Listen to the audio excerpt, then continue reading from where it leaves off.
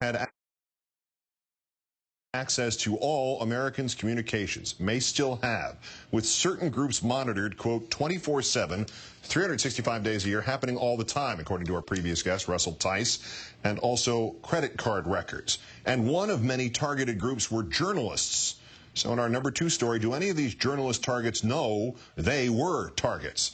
Let's turn to New York Times investigative reporter James Risen. He and a colleague at the Times won the 2006 Pulitzer Prize for their disclosure of the Bush administration program of warrantless wiretapping. The federal grand jury has been trying to get him to divulge confidential sources for State of War, the book he wrote on the CIA.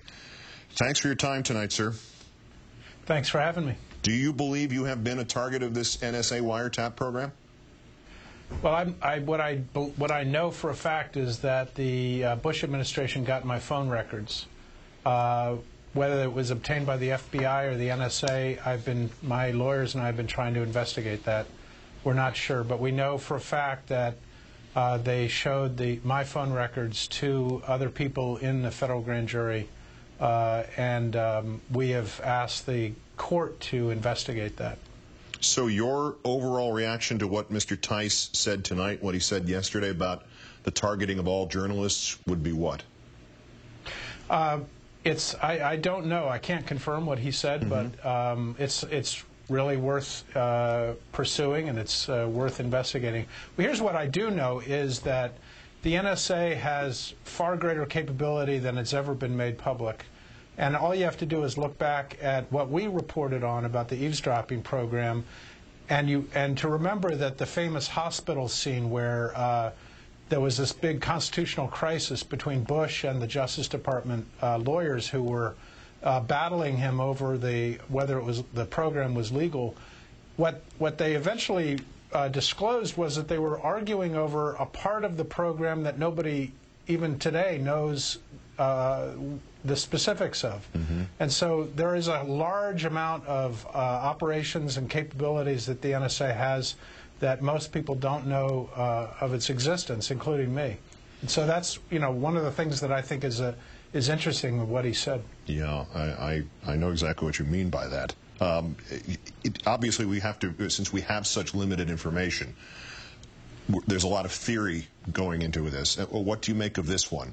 The government, if Mr. Tice is correct, wiretaps or wiretapped journalists 24/7, then focuses in on perhaps any investigative reporter who is divulging or getting near information it considers too valuable or too much in some way. Yeah, I mean that's clearly the great fear and the threat of the kind of capability that he's talking about is it possible that all they have to do is turn a few switches and knobs and suddenly narrow the field of what they're looking at? Or as he made the point, which I thought was interesting, and I don't know if it's true or not, that his job was to minimize the collection on journalists, but he said that it's quite possible that they could be reverse engineering that to actually collect that information. So that's the great threat and the fear that I thought was interesting, and it's something really worth pursuing. Yeah, it almost suggests a kind of NSA equivalent of Google for any one of us out here, you, right, me, or the viewer, and not to miss the obvious. Is the desired ultimate result, having been on both the investigative end of this and the recipient end of this, do you think that the ultimate result is suppression of reporting, either through direct coercion or a chilling effect that this could have every time somebody contemplates pursuing, publishing, broadcasting a risky story? Yeah, that's certainly part of it. I think the other part, the more direct part, is to frighten people in the government from talking. And it's to have a chilling effect on potential whistleblowers in the government, to make them realize that there's a big brother out there that will get them if they step out of line. I think that's the more direct chilling effect on the source rather than on the reporter so much.